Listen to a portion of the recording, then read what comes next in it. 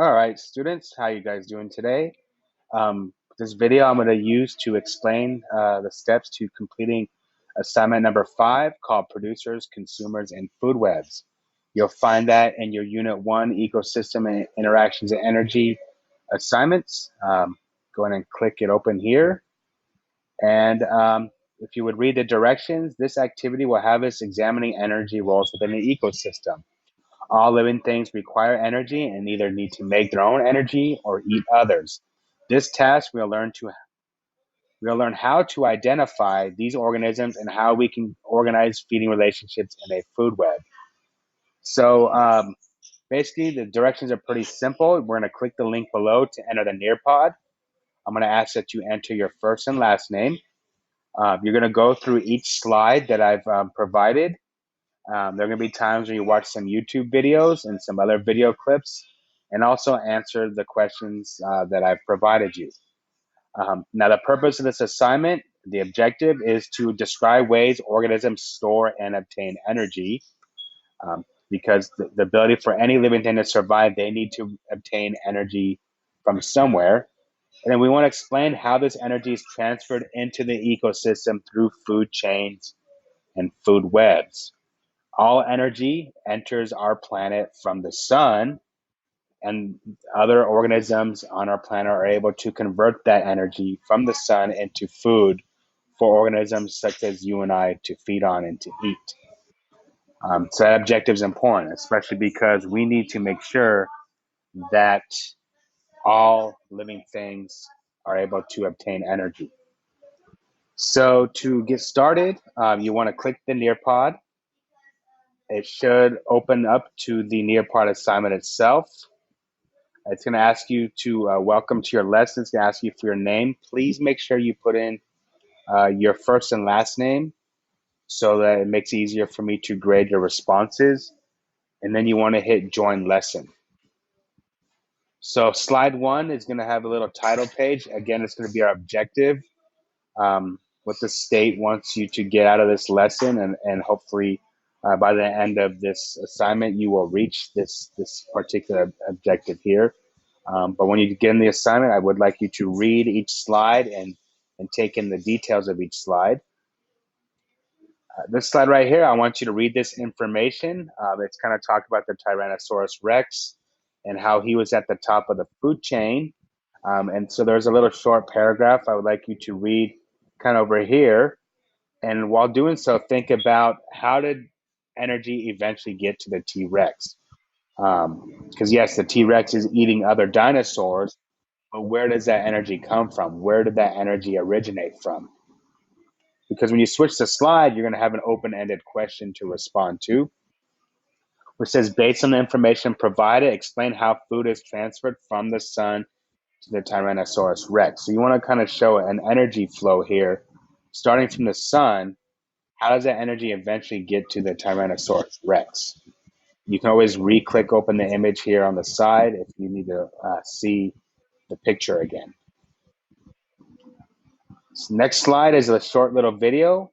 You want to hit play. It's about autotrophs and heterotrophs. I think I'll stop it there.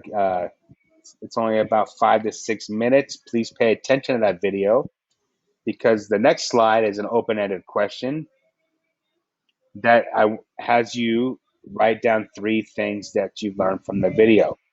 So again, you'll write your responses here, you'll hit submit, and then you'll move on to the next slide. Now this here is a diagram. We want to learn about different components of an ecosystem, and this diagram helps us learn what is a producer and what is a consumer. So the main topic is that some organisms can produce their own food. We call them producers. They make their own food. You typically think of producers as things like plants.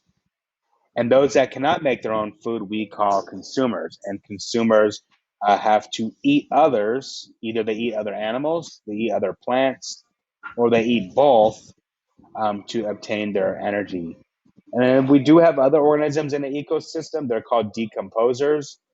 Their job is to break down and decompose dead organic material.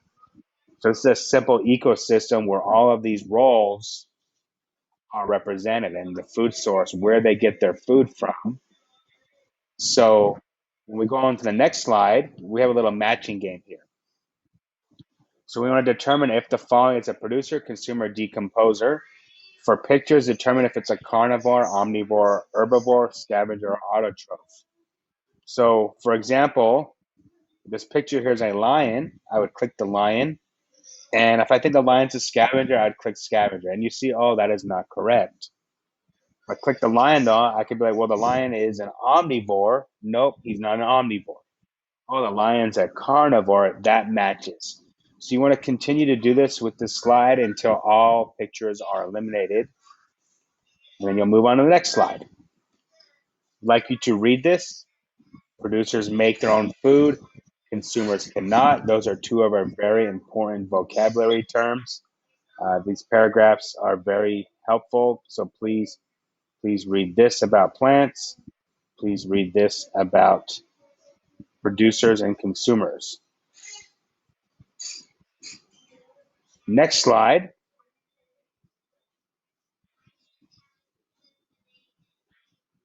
is an open-ended question, which says, explain why all consumers are dependent on producers for their survival. Little hint for this, you want to think about how do consumers get their food? Where does that food come from? And then where does that food come from? And where does that food come from? And how eventually it all starts at the producer level. What happens to food on this planet if there are no producers left? Here's a video on food chains. That's the next topic. You go ahead and click open the YouTube link. You want to read this information about a food web and what a trophic level is. Trophic level 1 is always our producer. Trophic level 2 is always going to be a primary consumer. Primary means the first consumer. Our primary consumer moves on to trophic level 3, which is a secondary consumer. Secondary consumers eat primary consumers. And then finally, trophic level 4, we call tertiary, who eats the secondary. So in this food web, we can see that this bird eats the frog eats the bug eats the plant here.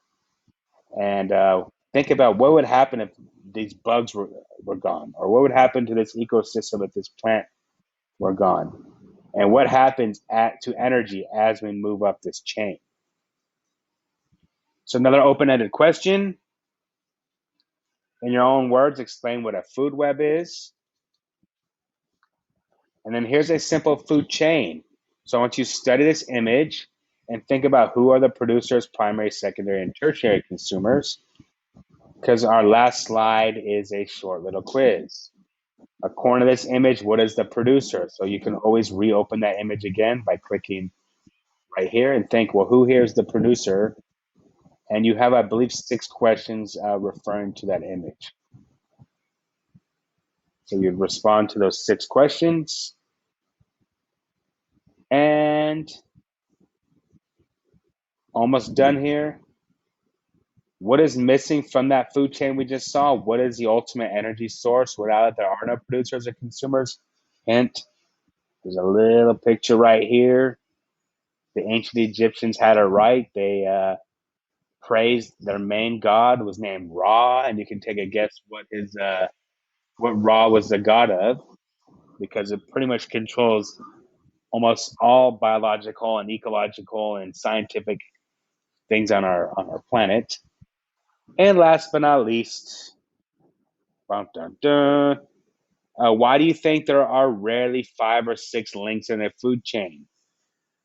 So that's kind of a question you need to think about. Why don't things eat people? Why don't things eat great white sharks? So you got to think about energy and how food and energy is not unlimited. Think about how many calories you've eaten in your life. Let's just say you ate 10 million calories since the day you were born. If something ate you today for food, would they get 10 million calories out of eating you? The answer would be no. So we're going to learn something called the 10% rule coming up, and how, as we move up a food chain, energy is lost.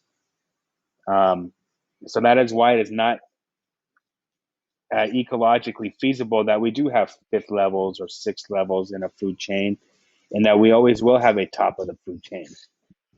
Other than that, once you're finished, you would hit submit, and you would hit mark as done in Google Classroom, and that would be the end of assignment number 5, producers, consumers, and decomposers.